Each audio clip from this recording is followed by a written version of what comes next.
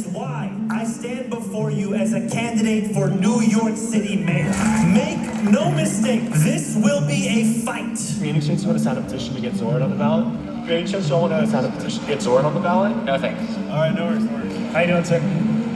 My name is Zohran Mamdani. I'm running for mayor. And why did you not vote? Because I don't believe in the system anymore. Anymore. So did you believe in it at one point? Yes. My name is Zohran Mamdani, and we are here to kick off canvassing for 2025! I am here because I grew up in New York City and I can't afford to live here. I am so sick and tired of having politicians run New York City who don't care about the working class. Because it's days like today where we win this race. It's not the days when people have heard of me or our campaign. He's at 1% of the vote. Es Zohran Mamdani, no sé si lo conocen. He's building a movement that goes beyond what we just expect out of a regular politician. People are looking for politics that actually lead somewhere. According to the latest polls, former Governor Andrew Cuomo is way ahead. Governor Andrew Cuomo is in the lead with 38% of voters.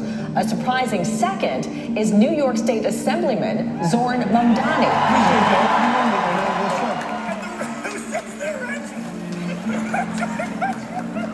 Zohran's campaign is doing great, so... I saw Good luck, man.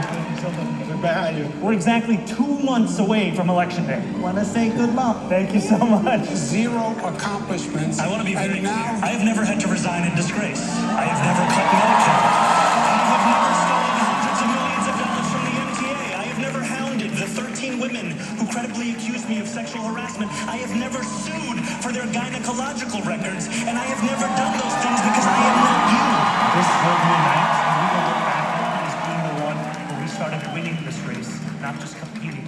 We're not satisfied with making a statement. We're running this race to win this race. That 33-year-old socialist nipping at his heels. We stand on the verge of a victory that will resonate across the country and the world. We've got 6 days left. They've got all the money in the world. We've got you.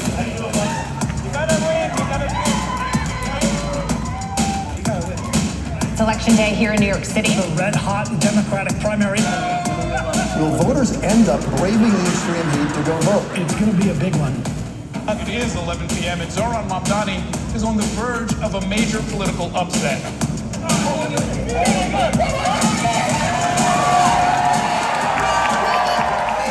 I will be your Democratic nominee for the mayor of New York City.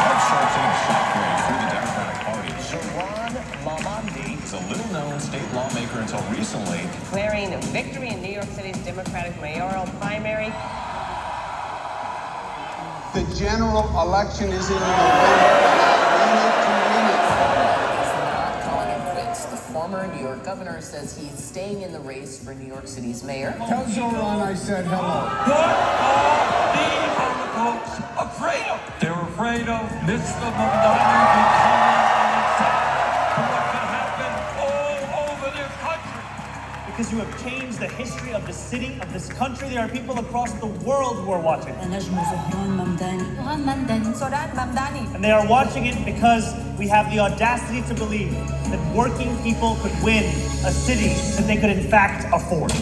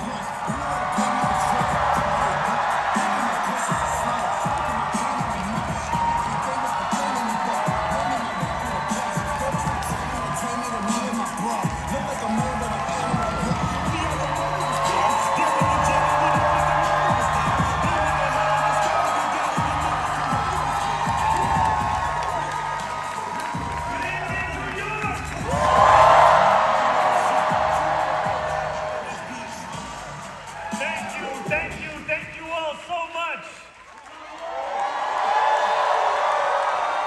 Thank you to our MC, Gianmarco Soresi.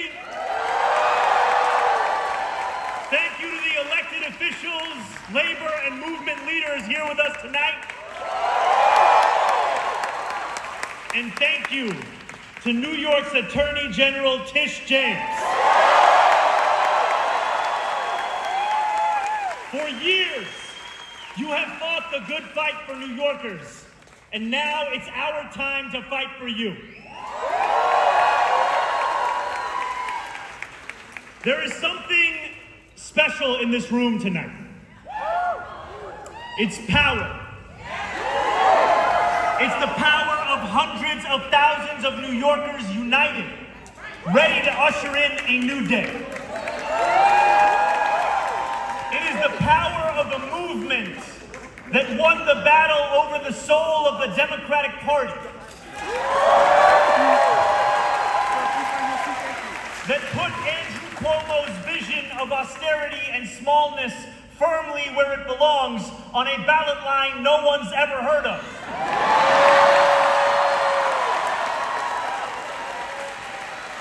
It is power larger than any single person, working together for a New York where dignity is delivered to all. And it is the power of a campaign that for the second time in 5 months stands on the precipice of victory. 3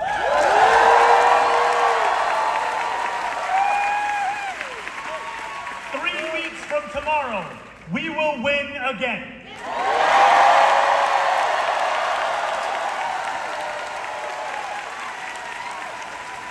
That is only possible because of you.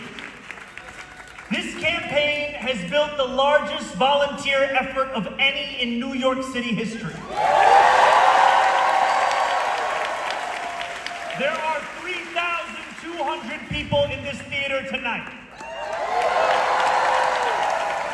And alongside all of you, there are over 80,000 more across our city. In Brownsville, in Parkchester, in Flushing, and right here in Washington Heights.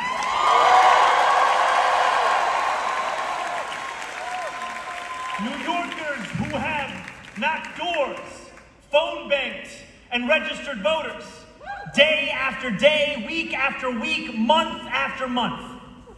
You have worked this hard for one simple reason: to fundamentally reimagine what is possible in New York City.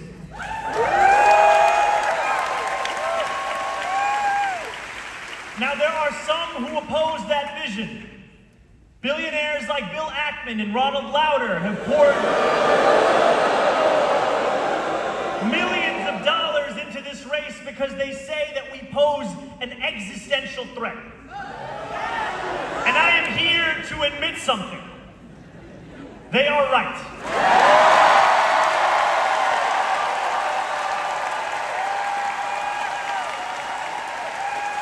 We are an existential threat to billionaires who think their money can buy our democracy.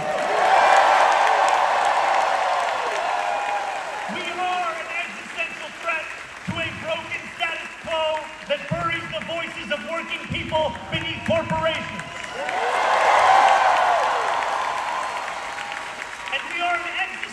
Threat to a New York where a hard day's work isn't enough to earn you a good night's rest. And we are absolutely an existential threat to disgraced politicians like Andrew Cuomo, who diminish public trust, harass women, and are unabashed in their desperation to collaborate with Donald Trump and his donors.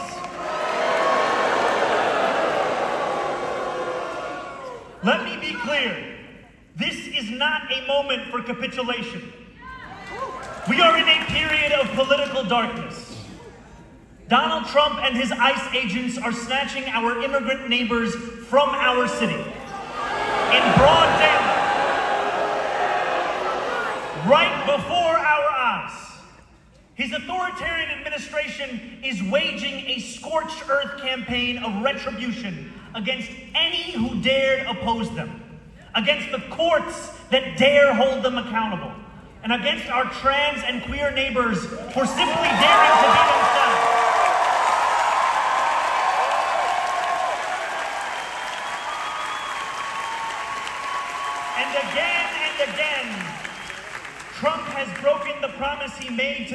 American people that he would fight for the working class by taking on the cost of living crisis.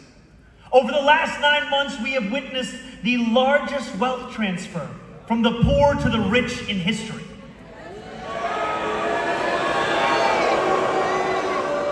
Trump is like Andrew Cuomo, beholden to billionaires and oligarchs. And like Cuomo, he has bent to their will. The desolation left in his wake has been staggering. Tens of millions of Americans, including millions right here in New York, will lose their Medicaid, their Medicare, their SNAP benefits. Because of Trump's corruption, children will go to sleep hungry.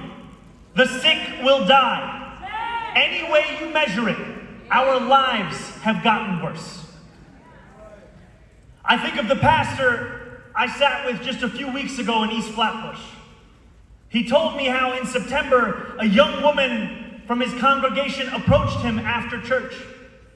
She told him she was facing a deportation order. He knew her well, and he knew the work she did with young people with disabilities in this city. She told him she couldn't afford an attorney and had no one else. She asked if he would go with her to 26 Federal Plaza. He said yes. Sitting in the courtroom, the judge told her to be ready to leave in the clothes she was wearing. He asked her if she had said goodbye to her family. She began to cry. And then, in what felt like a miracle, the judge changed his mind.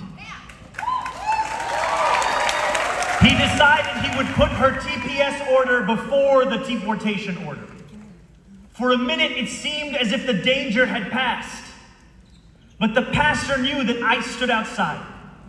They did not care about a court order because they do not care about the rule of law. He turned to a few court watchers in the room and asked them to go outside first. He asked another man to hold the elevator. He picked up the young woman under her arms, opened the doors, rushed her past ICE agents, into the elevator and down into a waiting car before speeding off back to Brooklyn.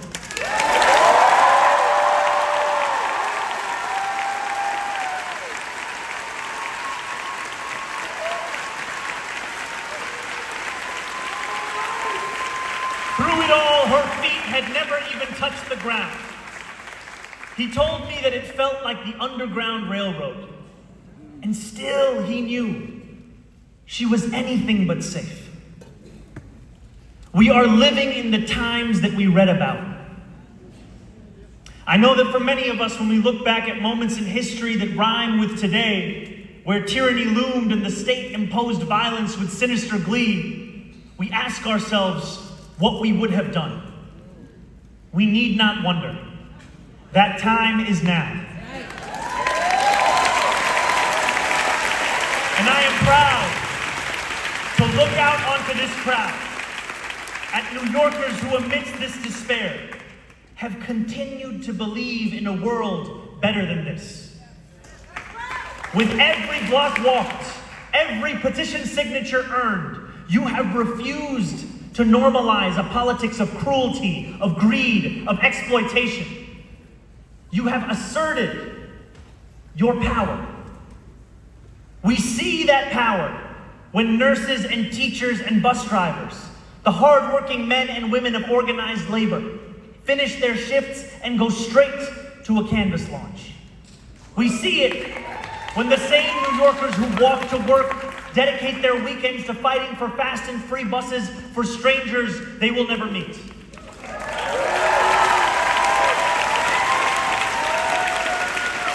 And we see it when grandparents whose children have long grown into adulthood fight on behalf of universal childcare so that a young family they've never met on the other side of the city can afford to stay here.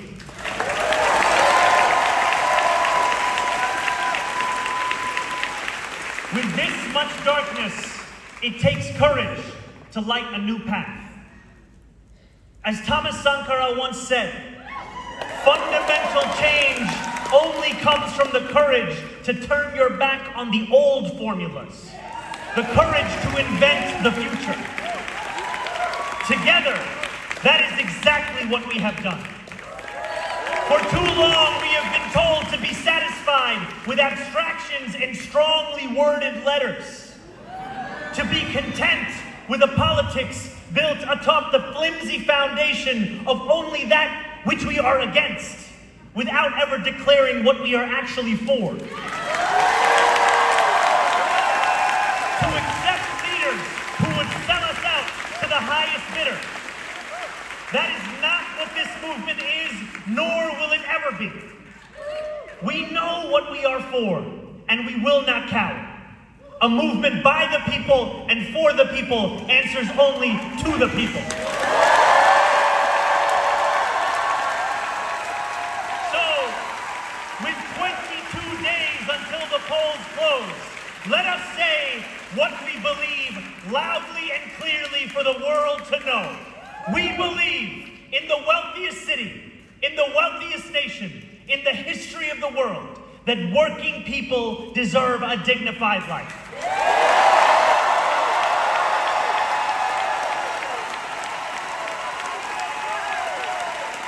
We believe that buses should be fast and free. We believe that housing is far too expensive. We're going to build hundreds of thousands of affordable homes, take on bad landlords, and freeze the rent. And we believe that daycare shouldn't cost as much as a year's tuition at City College. That's why we're going to deliver universal childcare. These are not just slogans. These are commitments.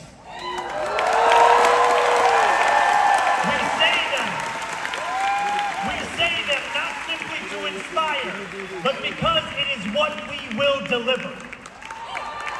We believe in schools that receive the investments they need, infrastructure made resilient to the growing effects of the climate crisis, and a budget that fully funds our parks and libraries.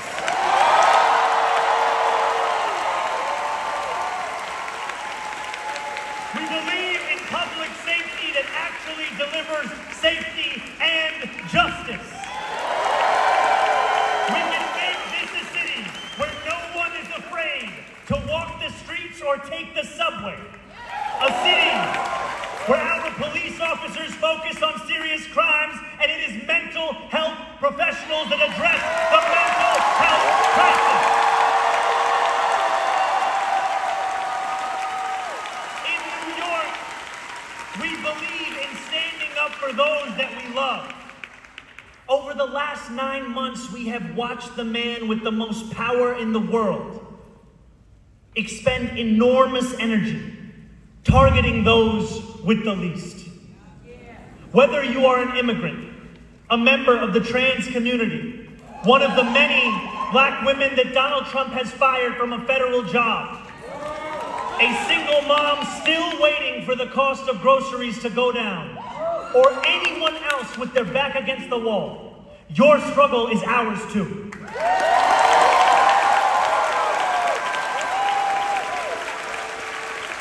Make no mistake, ours is a movement where we know exactly who and what we are fighting for. We are not afraid of our own ideas. For too long, we have tried not to lose. Now it is time that we win.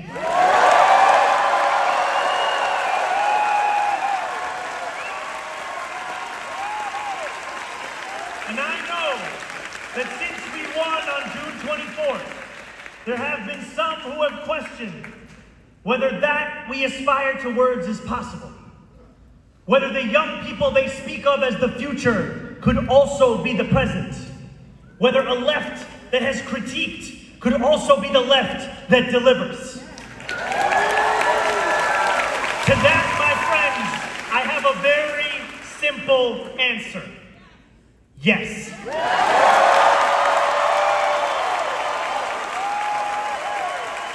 And to those who doubt, who cannot quite believe, who share our vision but fear yourselves to hope, I ask you, when has dignity ever been given? The same questions asked of us were asked of organized labor, were asked of the civil rights movement, were asked of any who had the nerve to demand a future they could not yet see. Could they not wait? Could they not see that they were asking too much? They knew that we do not get to determine the scale of the crisis that we face. We only get to decide how we respond. We know that every great victory must be won because it will never be given. When organized labor won the weekend so that working people would have time to rest, that was power won, not given. When those who came before us marched for voting rights and civil rights, they triumphed because they dared to dream, not because they were given permission by a political establishment content with the status quo. When millions of seniors were lifted from lives of poverty with Social Security, that's because Americans were sick of a bad deal and wanted a new one instead. And the New York we love was made by those who refused to settle for less. Great leaders like Fiorello LaGuardia taught us that aspiration is something to embrace, not something that we treat as a crime. When we shake loose the shackles of small expectations, our city builds parks and hospitals, and we show the world that ambition and compassion are in fact intertwined. In an age of darkness, New York can be the light, and we can prove once and for all that the politics we practice need not be one of either fear or mediocrity, that power and principle need not live in conflict in City Hall, for we will use our power to transform the principled into the possible.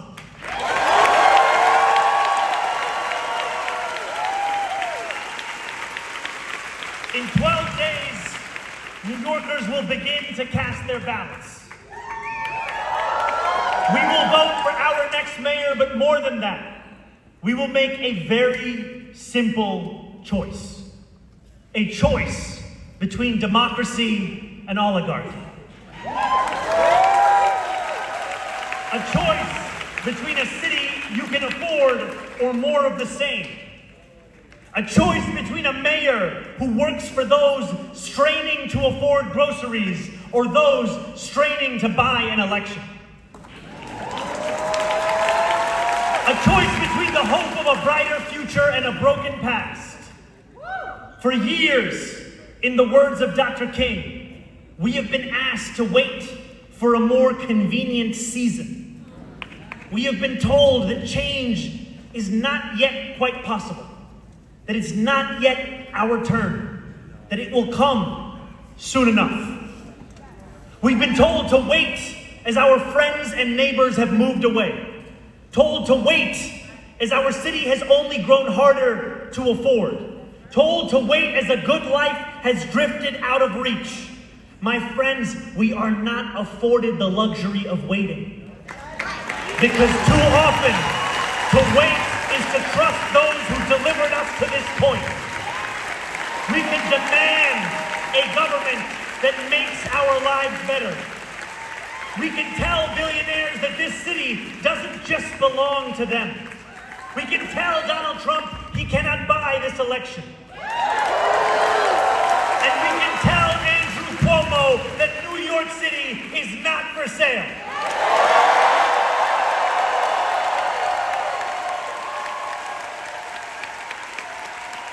So on the evening of November 4th, when the world learns that we have won again, they will know our answer to the question. We choose the future. Because for all those who say, our time is coming, my friends, our time is now.